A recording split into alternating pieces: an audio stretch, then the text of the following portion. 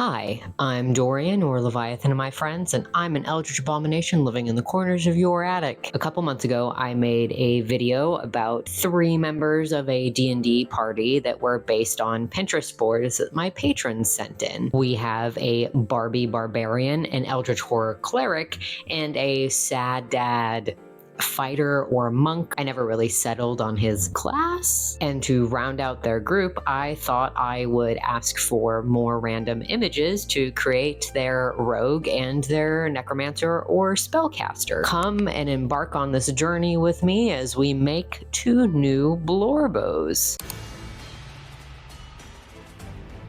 Starting us off is our rogue. The images suggested were this person with a cloud for a head, this rad snail clock thing, and a grandfather clock. When I sat down to design this guy, I immediately thought some sort of genasi would be cool, and initially went down the road of wanting to do a clockwork soul sorcerer. Initially, I wasn't sure which of these designs would be the spellcaster or the roguish type. Once I started looking into the subclass for that sorcerer, though, it didn't make a lot of sense to me and reminded me more of a Warforged than a genasi, but it did turn on a couple of light bulbs somewhere in my head. Along the way, I started thinking about a steampunk type of rogue or artificer and thought maybe a steam genasi would be cool, especially because of that cloud guy. Once I had that idea solid in my head, I went and found some inspo for them, built a nice Pinterest board, another potential D&D NPC to add to my campaign when my players and I can find the time. I really wanted to focus on softer edges and vibes to this character as another side to the coin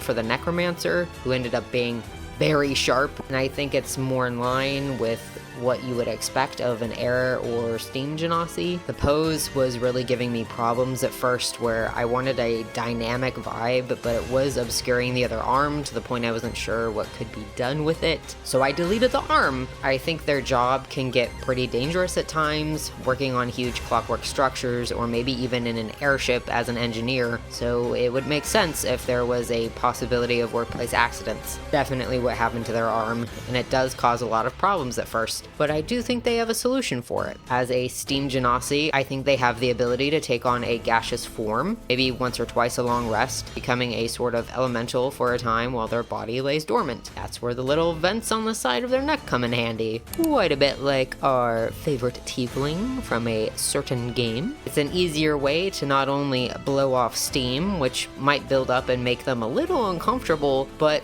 also can lead to them sometimes making an arm out of steam to help them out in certain situations. The arm would need to be built up of a really dense gas though, so it takes a lot out of him to be able to make it. Maybe one of the reasons he's looking to join the party of the original 3 is so that he can build up materials they find on their journey to make his own prosthetic arm. Not only to make it less taxing on him physically, but also to make it easier for him to do everyday tasks. Something that he can fill with steam to become superheated so it can function as another tool in combat, or even as a quick way to cauterize or boil things. Because they run so warm and need to vent out a lot of their magical steam, they wear a lot of loose-fitting shirts that have popped collars. Their tops are never buttoned up properly, and you know what? That's a perfect vibe. As an engineer, they have a lot of belts and various pouches for things, and it's a good place to put their lock-picking utensils. While they are a rogue, I think they picked up those skills as something secondary, and were originally an artificer. He loves working on little inventions in his spare time and makes steam-powered toys, which he often sends back home to his family in a big city, perhaps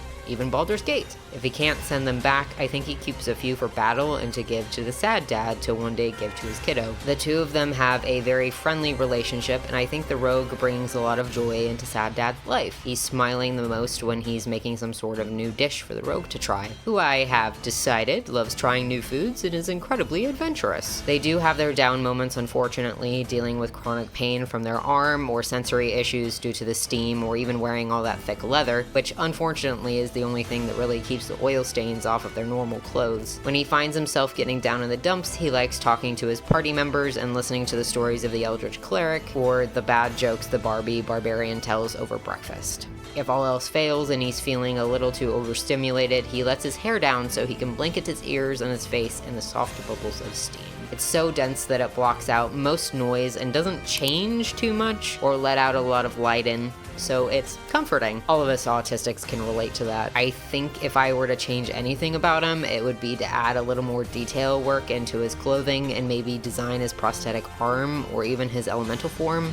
Again, I rushed a bit as I was just getting out of my retail job and launching into Concrunch as I did both of these, but I do think he came out really well. If you have any name suggestions, let me know.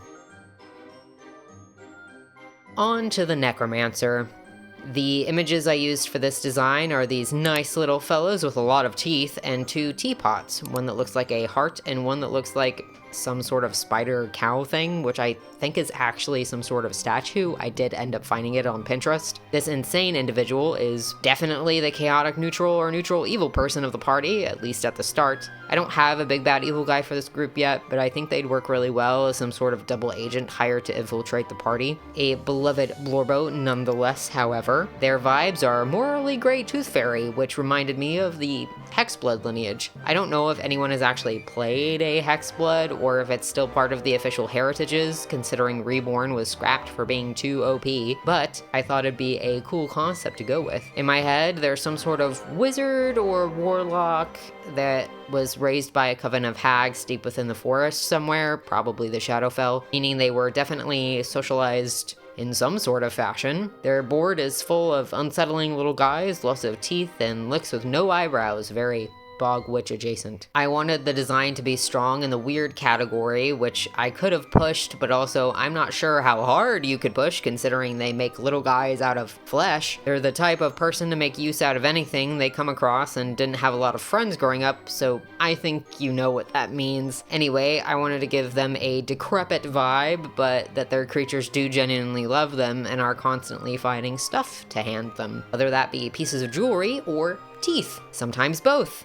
For some reason, I had it in my head that the more teeth, the more magic they might have, or the more magic they might be able to harness. Maybe because it's part of somebody. Maybe they keep the teeth of casters. Who knows? Either way, they bedazzled their corset with various chompers, and they wear as many dangly things as they can, which are definitely all made from teeth. All the piercings adorning their face and ears come from bits of metal the creatures find, which is something that perhaps intrigues the rogue. They have some sort of accord or understanding where the crutchers help the rogue find bits of metal. In exchange, the necromancer gets protection in battle, or maybe even the promise that the rogue will owe them sometime in the future. The only one that they really get along with at first would be the barbarian, who ends up swapping clothes with them sometimes. Although the barbarian tends to pretty up the drab colors of whatever she's given, and the necromancer definitely adds some grime. More than once, the barbarian has been given back a corset with teeth sewn in, or with the colors extremely faded. Even so, she loves having this weird but interesting friend. The barbarian even helps them clean out their very long hair after a battle. Necromancer is used to having twigs and all manners of bugs in there. The hags told them it was important to keep their hair long,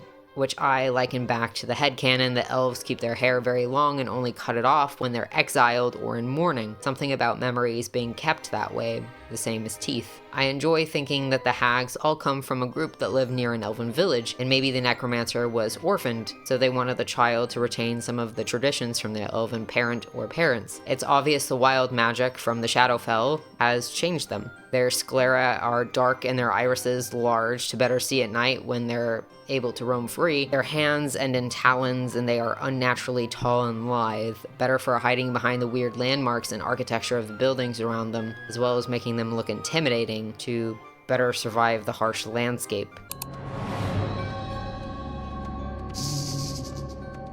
What was that? Their skin is a mottled pale green from not spending time in the sun, and their hair is definitely a bit lifeless and not nearly as shiny as it should be, but they never lost their humanity. Their hag mothers love them dearly and want what's best for them.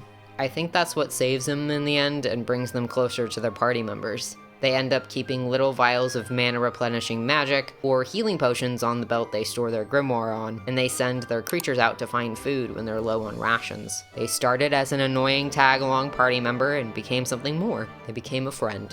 If I were to change anything, I would definitely push for more detail on their book and maybe add more potions to their belt. Overall, I really love how they came out though, and all their piercings make me kind of jealous. Let me know what you think, and let me know if you have any names for our new Blorbos as well, down in the comments below. Should I design some sort of big bad evil guy for this D&D party to fight, and perhaps one of his lackeys or their lackeys? Let me know if that's something you would like to see. Also, make sure to hit that like and subscribe button so that you'll see my new character design videos and anything else that I put out. If you're interested in seeing higher res images of these designs, or even the process of which I made these, go ahead and go over to my Patreon, which is linked down in the description below. And remember, don't look in your attic. I'm definitely not making one of those teapots for myself. No, really, don't go.